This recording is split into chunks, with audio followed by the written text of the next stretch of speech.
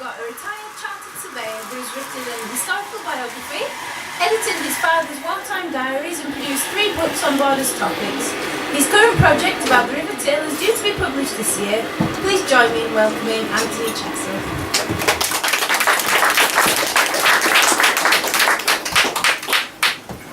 I have 2 poems. One is unrhymed and the other one is a rhyming poem. And the first one deals with hope and strength arising out of despair, because we've all suffered bereavement at some time. It's called A Helping Hand. And so the saddened house is almost still, a numbness felt, a muffled, mournful hush, whilst mindless time ticks on unchecked, the half-round clock, a lonely, poignant sound. But quietness bears no pause for rest. It echoes with unheard yet awful cries. The wrenching loss is wild and raw, untamed. Those silent screams, that savage, clenching hurt. And thoughts distressed by wretched sorrow lead on to piercing doubts and darkened fears that spiral downwards to a pit, a bottomless crevasse, where grey and dismal day turns black and frightful night. But now I sense a calm, a firm and helping hand that grants a glimpse of peace and tranquil inner joy. It brings a soft and gentle lift, a gathering strength and hope to rise from torment, weeping tears and anguish, grief and pain.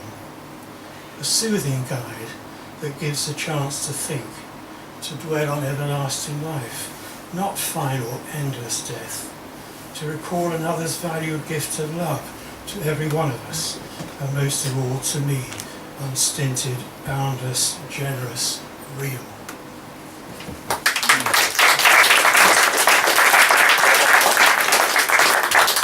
My other poem is a rhyming poem.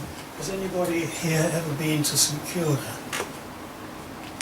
Not really, but it's an island 40 miles west of Benbecula, and the last residents were taken off in 1930 at their request. And so this poem is about St Kilda and the village there, with the street rising up above Village Bay. And the men there developed especially long toes for climbing the cliffs in order to catch the fulmars and their eggs for food. So it's called St Kilda People. Who knew the empty street of rough and gathered stone, and tramped the hollowed magma slabs with bare and long-toed feet? Who trod the long and winding lane, the curving way to home, between the hills above the bay, past church and dry stone cleat? Who saw the sinewed doors of salt-stained weathered oak?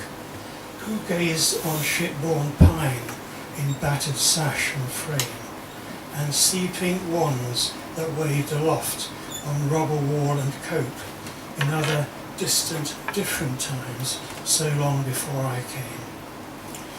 Who were the souls beneath the roofs of stone-hung battened straw, behind the bare wood shutter and deep dimpled glazing pane, who lived and died, who laughed and cried, but never asked for more?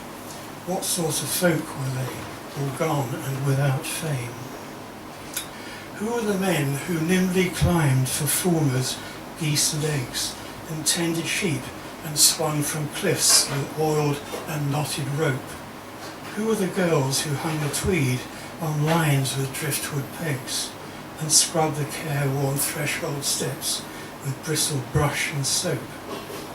It seems as though a shifted world is draped behind a shade that prompts in me a yearning wish, though slightly tinge of fear, to grasp and sense those former times, fragmental ere they fade.